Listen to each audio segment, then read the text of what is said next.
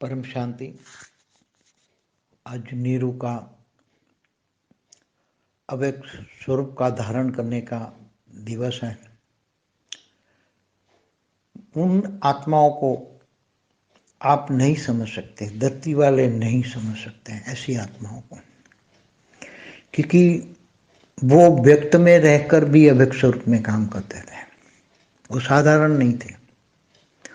उन्होंने हमेशा जो भी काम किया है, इतना ऐसा वंडरफुल काम किया है कि चाहे ज्ञान हो, बेहद का ज्ञान समझने के लिए जब दिल्ली में हर कोई प्रश्न का जवाब एक बार ज्ञान बेहद का बता दिया तो वो तुरंत ही पकड़ लेते थे। कई बार तो ऐसा होता था कि दिल्ली में जब ज्ञान की चर्चा होती थी, हम तीनों रहते थे, तुम्हारी माँ, नीरू और मैं तीनों, जब बेहद का ज्ञान की चर्चा दिल्ली में बेहद के स्थान पर होता था तो बेहद के स्थान पर हमेशा दिन रात केवल ज्ञान ज्ञान ज्ञान, बेहद का ज्ञान। तो उसमें ज्ञान को समझना, जीवन में धारण करना और चित्र बनाना, इन्होंने इतने चित्र बनाए हैं कि आप सोच भी नहीं सकते।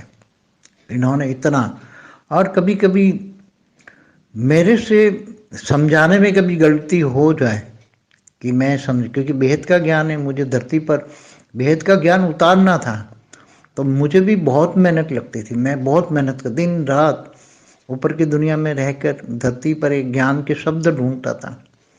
बच्चों के लिए कैसे समझाया जाए, बच्चे आराम से ज्ञान को कैसे समझे, क्योंकि बेहद का ज्ञान जो ऊपर में है ये वहाँ का यहाँ कुछ भी नहीं है, और यहाँ जो है वहाँ, यहाँ का वहाँ कुछ भी नहीं है। तो बच्चों को कैसे हद और बेहद दोनों ज्ञान को कैसे समझाया जाए, कंपैरिजन किया जाए, तो वो सारी बातें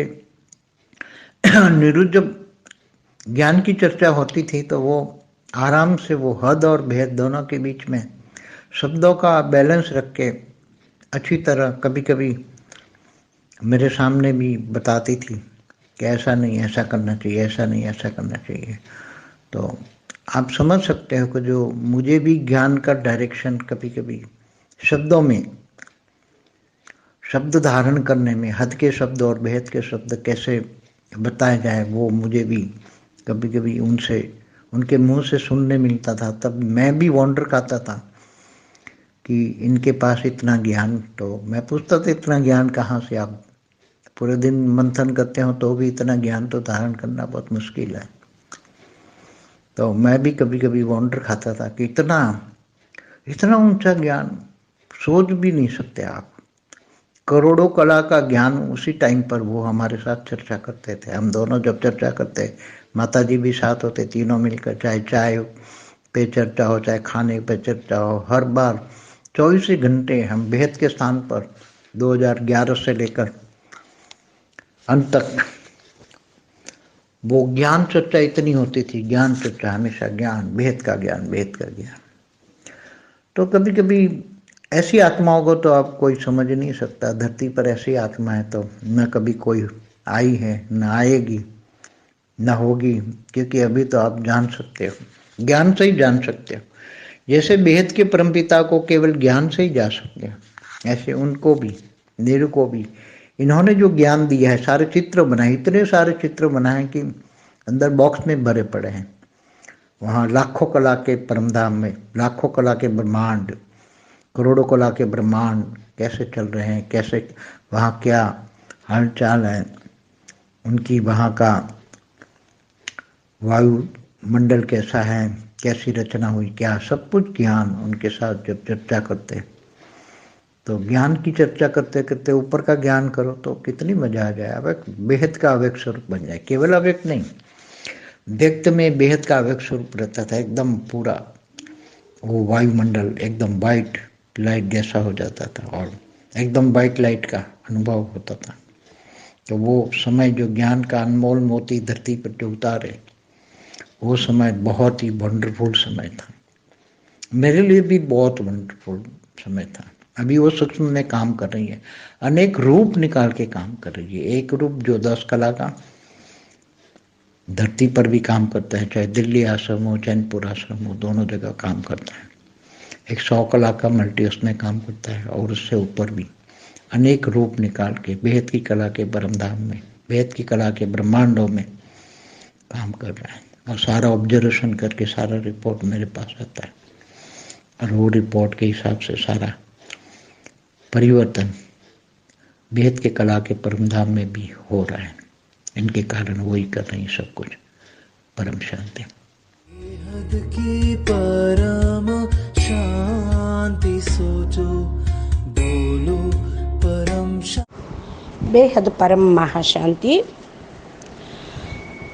మీరు ఇప్పటి వరకు బాపూజీ ఇచ్చినటువంటి మెసేజీ హిందీలో విన్నారు.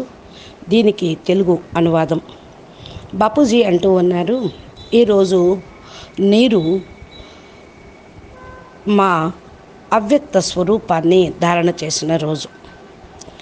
నీరు మా గురించి ఎంత చెప్పినా కూడా తక్కువే.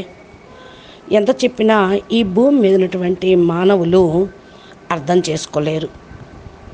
ఇలాంటి ఆత్మ గురించి ఎవరైనా సరే అర్థం చేసుకోవటం కొంచెం కష్టమే. ఆమె వ్యక్తంలో ఉంటూ అవ్యక్త స్వరూపంలో పనిచేస్తూ ఉండేది. సాధారణ ఆత్మ కాదు, చాలా వండర్ఫుల్ కార్యక్రమం చేసి వెళ్ళారు. ఇప్పుడు కూడా బేహద్ వండర్ఫుల్ కార్యక్రమం చేస్తూనే ఉన్నారు. బేహద్ జ్ఞానంని అర్థం చేసుకోవటంలో నెంబర్ 1 ఆత్మగా ఉన్నది. ఒకసారి జ్ఞానం చెప్పటంతోనే వెంటనే పట్టుకునేది. మేము ఢిల్లీలో జ్ఞాన చర్చ చేసుకునేటప్పుడు నేను, మా బేహద్ బ్రహ్మమ్మ, బాపూజీ అంటే ముగ్గురు ఉండేవాళ్ళము అని అంటూ ఉండేవాళ్ళు. బాపూజీ అంటూ ఉన్నారు, బేహద్ జ్ఞాన చర్చ, బేహద్ జ్ఞాన స్థానంలో రాత్రింబగళ్ళు నడుస్తూనే ఉంటూ ఉండేది. దానిలో జ్ఞానం అర్థం చేసుకోవటం, చెప్పిన వెంటనే ధారణ చేయటం, బాపూజీ చెప్పినటువంటి అనుసారంగా చిత్రాన్ని తనకు తాను తయారు చేయటం. బాపూజీ ఇలా ఇలా చిత్రం ఉంటుంది, ఇలా వాతావరణం ఉంటుంది, ఇలా అని చెప్పడంతో వెంటనే ఫస్ట్ అలర్ట్ అయిపోయి చాలా చక్కగా ఫాస్ట్గా చిత్రాలను తయారు చేసేది. బాపూజీ చెప్పటంలో కొంచెం ముందు వెనక అంటే అంత బేహద్దు జ్ఞానము భూమి మీదకి దించి సాధారణమైన భాషలో అందరికీ అర్థమయ్యే విధంగా చెప్పటం బాపూజీకి కొంచెం కష్టం అనిపించేది.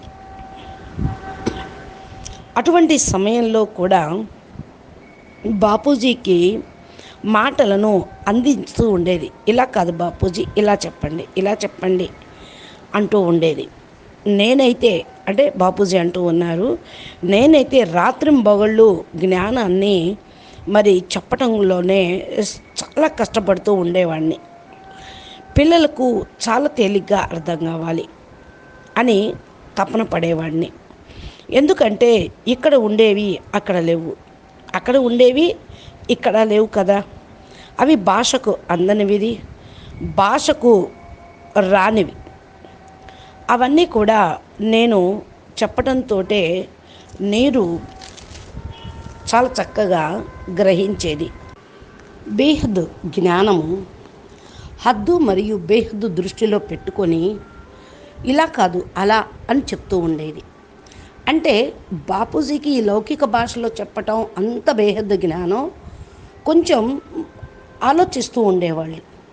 అందుకని బాపూజీకి డైరెక్షన్ ఇస్తూ ఉండేది, ఇలా చెప్పండి ఎప్పుడు పిల్లలకు అర్థమవుతుంది అని. అసలు ఆమె అలా చెప్తూ ఉంటే నాకు కూడా చాలా అద్భుతం అనిపిస్తూ ఉండేది అంటున్నారు బాపూజీ. ఆమె నోటి నుండి ఎలా ఇంత జ్ఞానం వస్తుంది అని. అంటే ఈ జ్ఞానం ఎంత ఉన్నది అంటే రాత్రింబగళ్ళు కూడా బేహద్దు జ్ఞానం గురించే చింతన చేస్తూ ఉంటేనే వాక్కులో ఇలా రాగలుగుతూ ఉంటుంది. ఇలాగా జ్ఞానం గురించి చెప్పటం అనేది కష్టమే కదా. అంత ఉన్నతమైనటువంటి జ్ఞానం రోజు ఆలోచన చేస్తూ అన్ని కార్యక్రమాలు చేస్తూ ఉండేది. ఆ టైంలో అనేక అనంత కోట్ల బ్రహ్మాండాల యొక్క జ్ఞానం గురించి మేము చర్చించుకుంటూ ఉండేవాళ్ళం.